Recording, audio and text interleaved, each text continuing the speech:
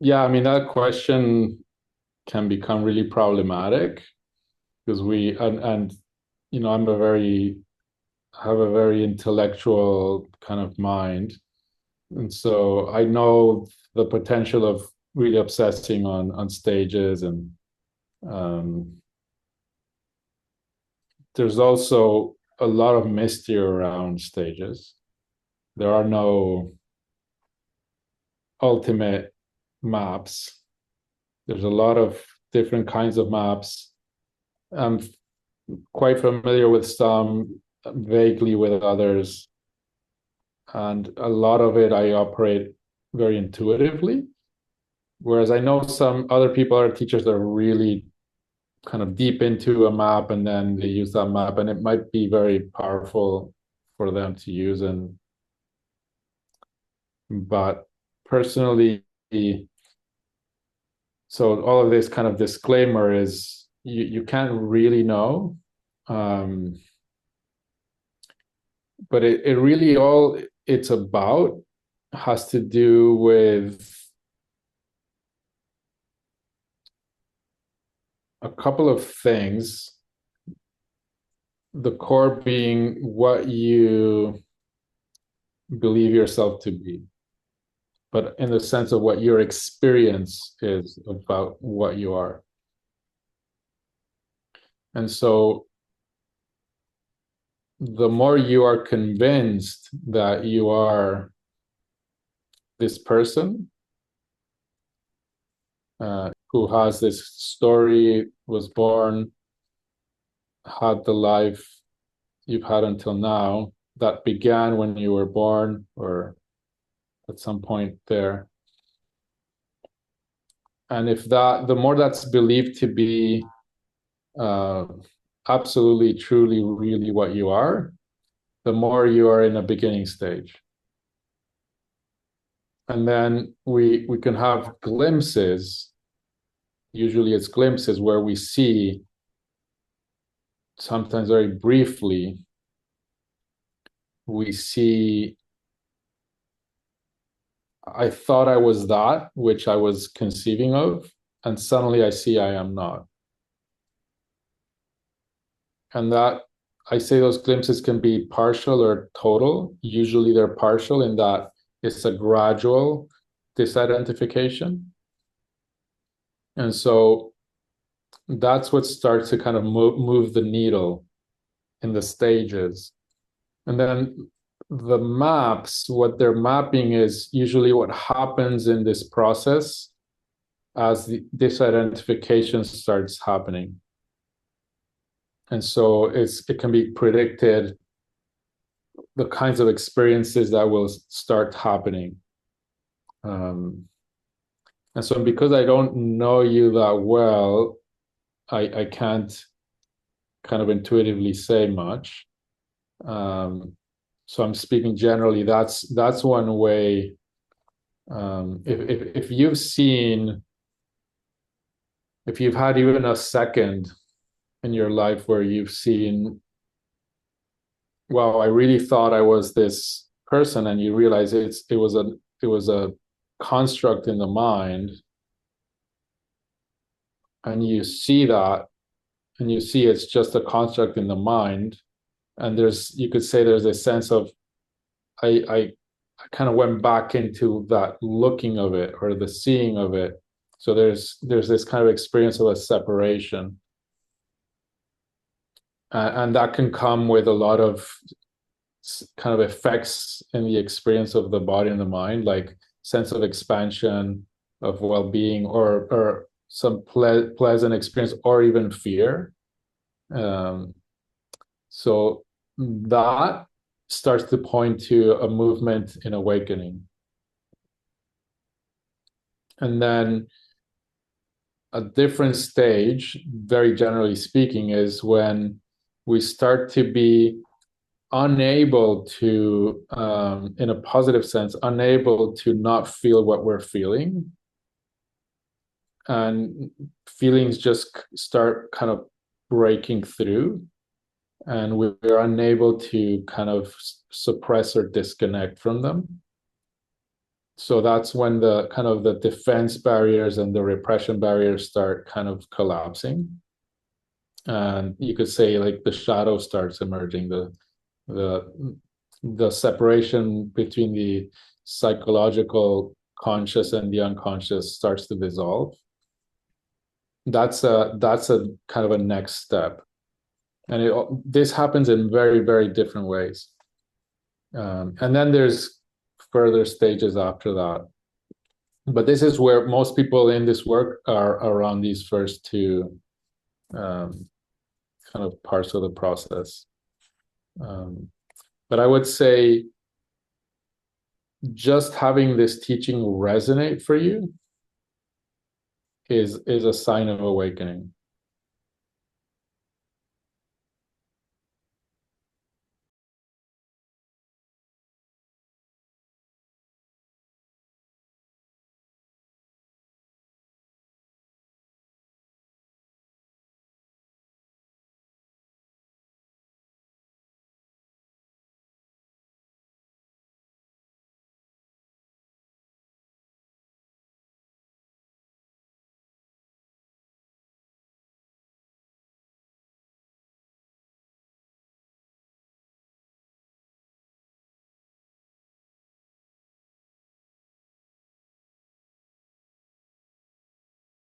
Those are glimpses, and you could call them tastes, and you call it remembering, as you said, is kind of how it was when I was a child, and that's it's actually quite rare.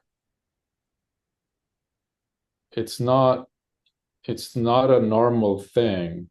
People do have those experiences, but it's quite rare to recognize that as something important, because everybody is always in a sense, everybody in a sense is awake, but the issue is the recognition of that wakefulness, and then the effect of that recognition. And so it matters not just to have these tastes, but to recognize the importance of them. And they don't have to be grandiose experiences. But what it needs to do is kind of spark your interest and to recognize that there is something important there. And it's actually the most important thing, because otherwise you're chasing after dreams. Whereas you can start to realize that what you're here, I'll speak for you, but in those moments of what you've just described, I'm assuming there was a positive tone of the experience. There's a positive, not emotional experience, but a positive affect to it. Like it wasn't maybe there could be some fear sometimes when there's the expansion is sudden and dramatic. It could be scary, but often it's this sense of, oh, I am the buildings, I am the sound of the stomach rumbling. There's a very peaceful beauty to it, and that taste is what, in a sense, my job here is right now with that point, is to say, that's it, that's the door.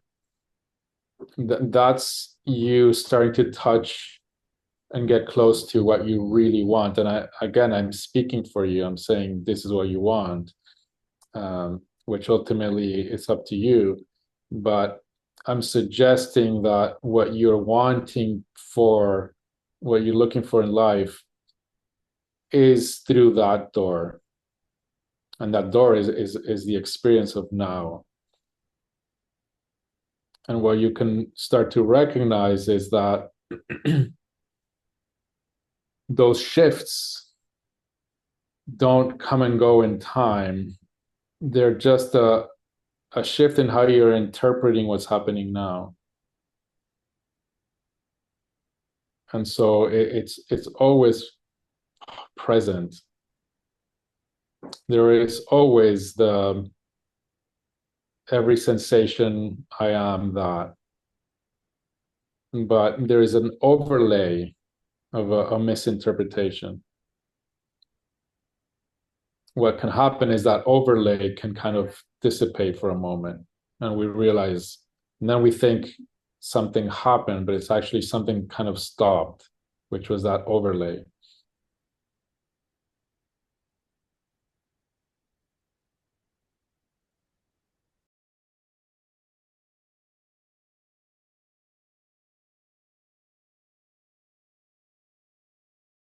It's the taste of natural being. And it is very popularly referred to as, you know, to be as children.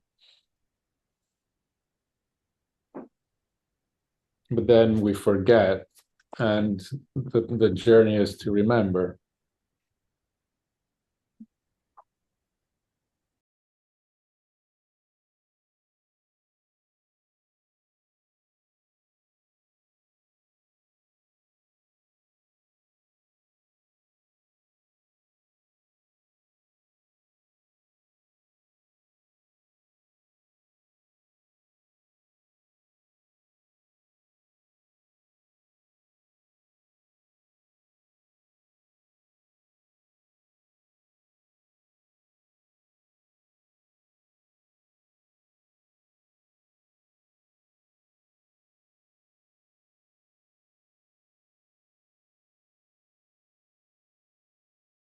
Those are just thoughts. The practice, just make the joy and the lightness your practice.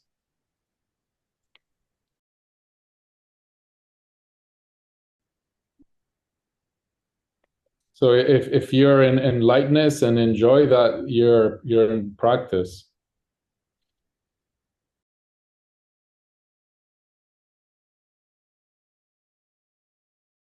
Mind is irrelevant. Your body could be dying of cancer and you could be in lightness.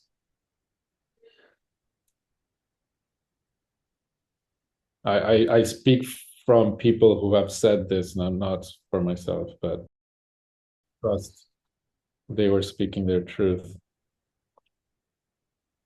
And so the mind could be a racing horse, and you could be in joy and in lightness.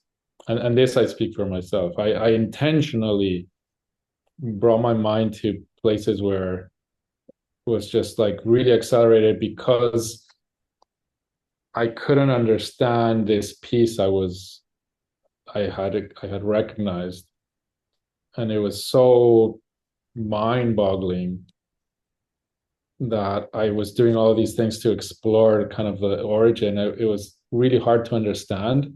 It took me months until I remembered the the phrase, the peace that passeth understanding. Because at first I was calling it silence, and then I was trying to understand this silence, where it came from and what it is. And it was very extremely, in a sense, loud. It's like everything now was this silence. And then I started calling it peace. And I thought, well, does it depend on my thoughts being calm? Because I could wake up and sit on the couch for hours and there would just be no thoughts. Um, and so then I started to kind of bring myself to like a stormy mind. And I remember being in this moment, okay, I managed to like stress my mind out, accelerate it. And then I was like, yeah, the silence is like so loud still. Um, and then I realized, oh, this phrase, the peace, the passive understanding, because I was pacing around my apartment trying to grasp at this silence, at this peace. And I was telling myself, it's like, it's not a silence, it's a peace, but I can't understand it. And then I remembered that phrase. I'm like, is this that?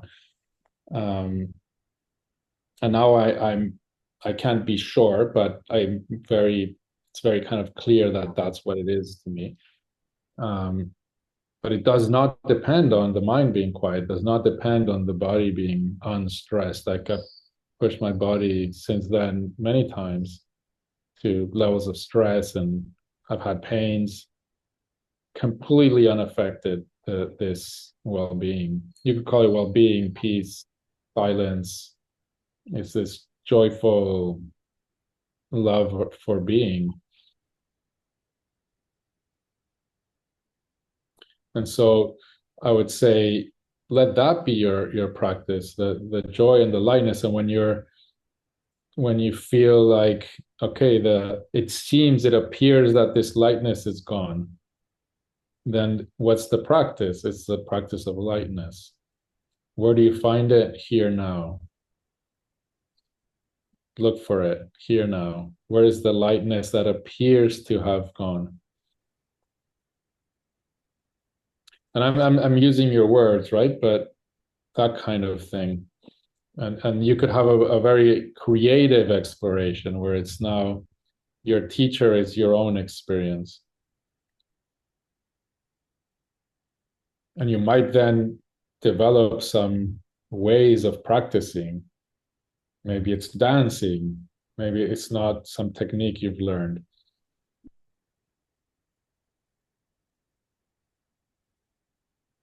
But the teaching then becomes your own taste of that. You've tasted it.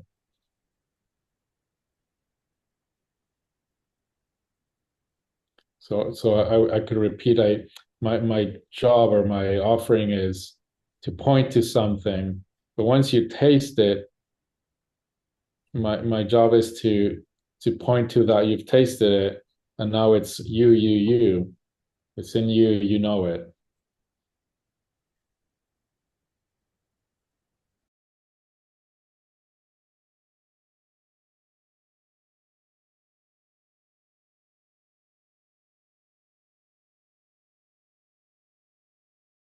Forget about no.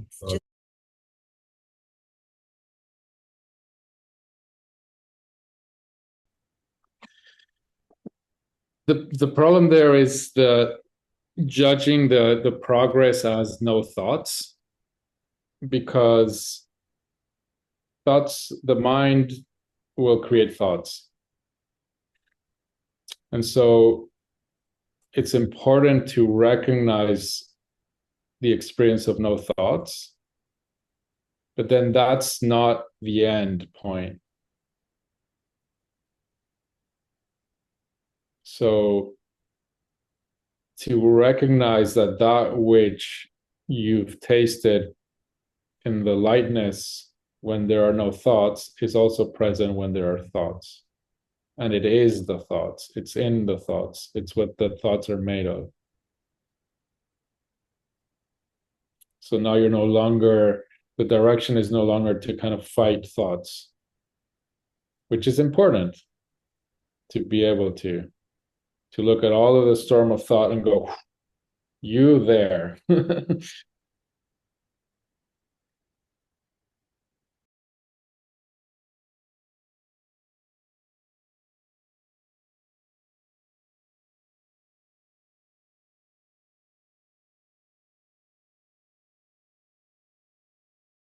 I have a sense that's a healthy shift. It doesn't mean you throw out all of that. It's not now not all of that. It's just that's no longer the kind of priority. But then you might feel like, oh, now I'm drawn to this practice, or now I'm drawn to, this kind of focus. But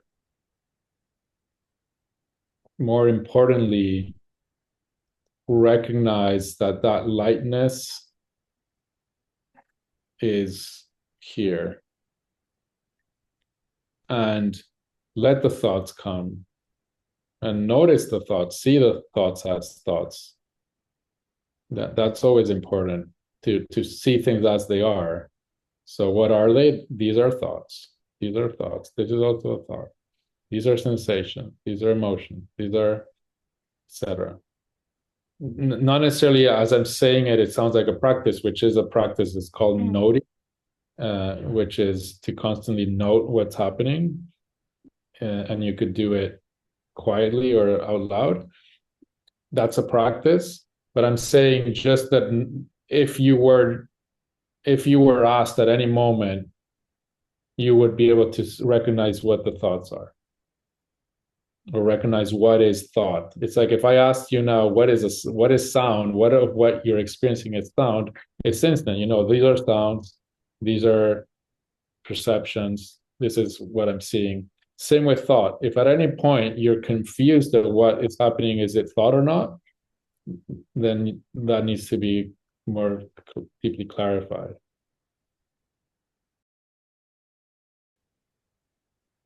So when it becomes so instant and obvious at any time, we can know what a thought is, and we don't forget, just like sounds. We don't need sounds to not be for me to be light and in peace. It's the same. If I actually need quiet to feel at peace, then I'm running away from everything that's creating sound, and I'm fighting everything that's creating sound. It's the same with thoughts.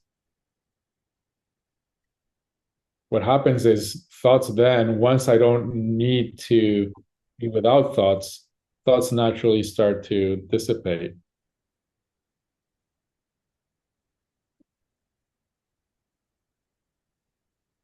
But the let's see, deeper guiding pointer or principle in this practice is you've tasted this, what you've called lightness and joy.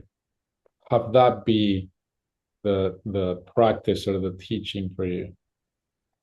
And the point of it, what I want to clarify is be trust or explore the possibility that it's always here. So it's not tomorrow, it's not this afternoon, it's not in 2 minutes after you do a practice, you'll get there. You look for it in this experience right now.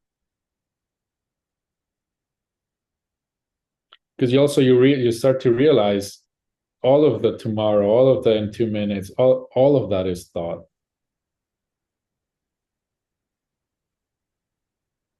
There is no time. There's only this. But then I have to say, there is time. It's in thoughts, like unicorns.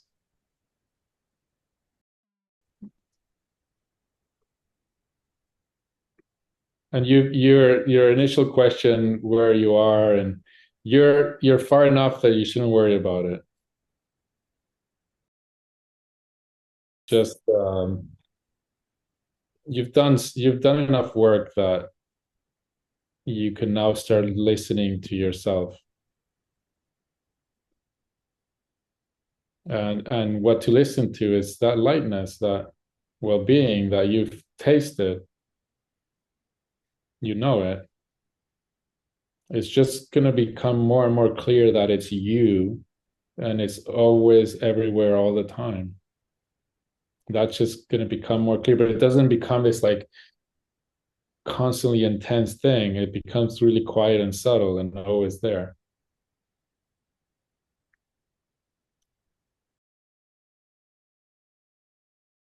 Big experiences are when we have a big shift, but the point of it is not to keep having big shifts, is to then realize what it is that you've tasted, and then see it's here always, and it's everything.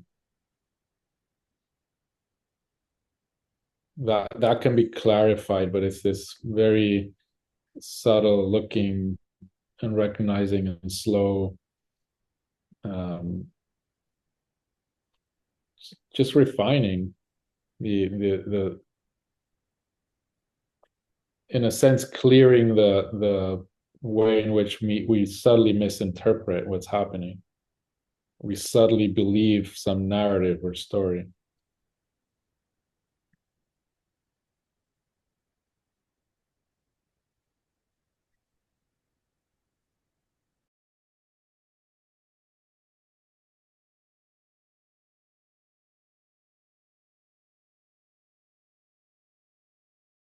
And whenever you feel some waves of contraction and suffering come, then you have the tools to work with it, and you can refine those and learn new ones.